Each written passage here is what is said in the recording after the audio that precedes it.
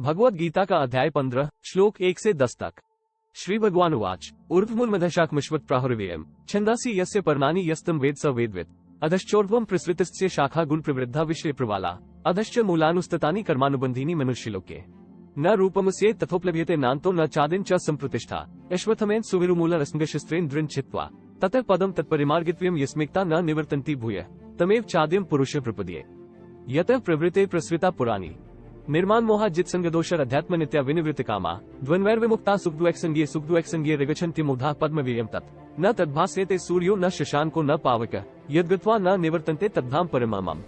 ममेवाशो जीवलोके जीवभूतः सनातनः मनः षष्ठानीन्द्रियाणि प्रकृतिस्थानि कर्षति शरीर यद्विनोति यच्चाप्युक्रांतीश्वर गृहीत्वैतानि सयाति वायुगन्धानि वाशयात् श्रोत्रं चक्षुः स्पर्शं च रसघ्राणमेव च अधिष्ठाय मंश्चायं विषयानुपसेयते उत्क्रांत स्थितं वापि भुञ्जान्न वा गुणान्वितं विमुधा नानुपश्यन्ति पश्यन्ति ज्ञानचक्षुषः। Bhagavad Gita, chapter 15, verses from 1 to 10. Sri Bhagavan said, He who knows the people a tree, in the form of creation, which is said to be imperishable with its roots in the primeval being, God, whose branch is represented by Brahma, the creator, and whose leaves are the Vedas, is a knower of the purport of the Vedas. Fed by the three gunas and having sense objects for their tender leaves, the branches of the aforesaid tree, in the shape of the different orders of creation, extend both downwards and upwards, and its roots, which bind the soul according to its actions in the human body, are spread in all regions, higher as well as lower.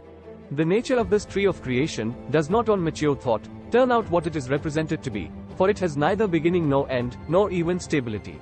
Therefore, cutting down this peepal tree, which is most firmly rooted, with the formidable axe of dispassion.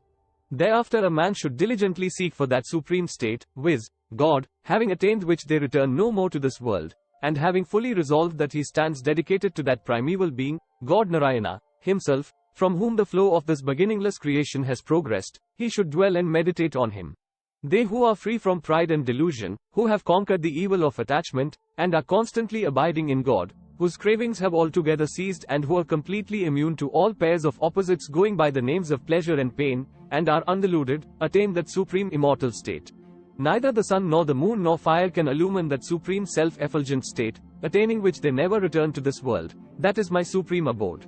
The eternal Jivatma in this body is a fragment of my own self, and it is that alone which draws around itself the mind and the five senses, which abide in Prakriti.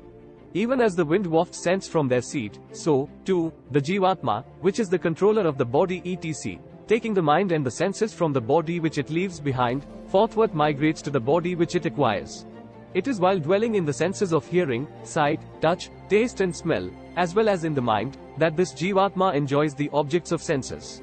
The ignorant know not the soul departing from, or dwelling in the body, or enjoying the objects of senses, i.e., even when it is connected with the three gunas. Only those endowed with the eyes of wisdom are able to realize it.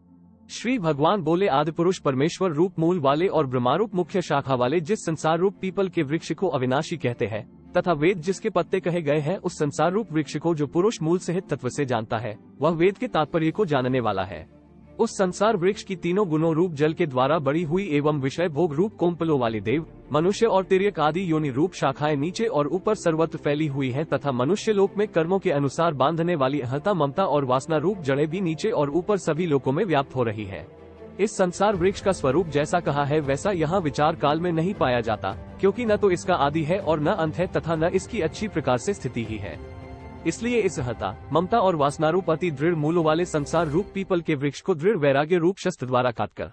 उसके पश्चात उस परम पदरूप परमेश्वर को भली भांति खोजना चाहिए, जिसमें गए हुए पुरुष फिर लौटकर संसार में नहीं आते और जिस परमेश्वर से इस पुरातन संसार वृक्ष की प्रवृत्ति विस्तार को प्राप्त हुई है, उसी आदिपुरुष नारायण के मैं शरण हूँ इस प्रकार दृढ़ निश्चय करके उस परमेश्वर का मनन और निधिध्यासन करना चाहिए,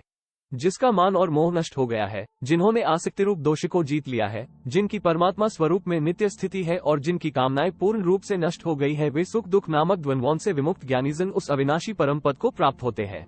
जिस परम पद को प्राप्त होकर मनुष्य लौटकर संसार में नहीं आते, उस स्वयं प्रकाश परम पद को न सूर्य प्रकाशित कर सकता है, न चंद्रमा और न अग्नि ही, वही मेरा परमधाम है।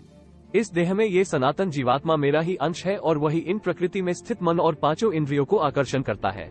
वायु गंध के स्थान से गंध को जैसे ग्रहण करके ले जाता है, वैसे ही देहादि का स्वामी जीवात्मा भी जिस शरीर का त्याग करता है, उससे इन मन सहित इंद्रियों को ग्रहण करके फिर जिस शरीर को प्राप्त होता है उसमें जाता है।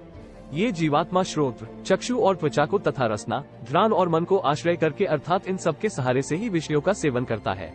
शरीर को छोड़कर जाते हुए को अथवा शरीर में स्थित हुए को अथवा विषयों को भोगते हुए को इस प्रकार तीनों गुणों से युक्त हुए को भी अज्ञानिज्म नहीं जानते, केवल ज्ञान रूप नेत्रों वाले विवेकशील ज्ञानी ही तत्व से जानते हैं।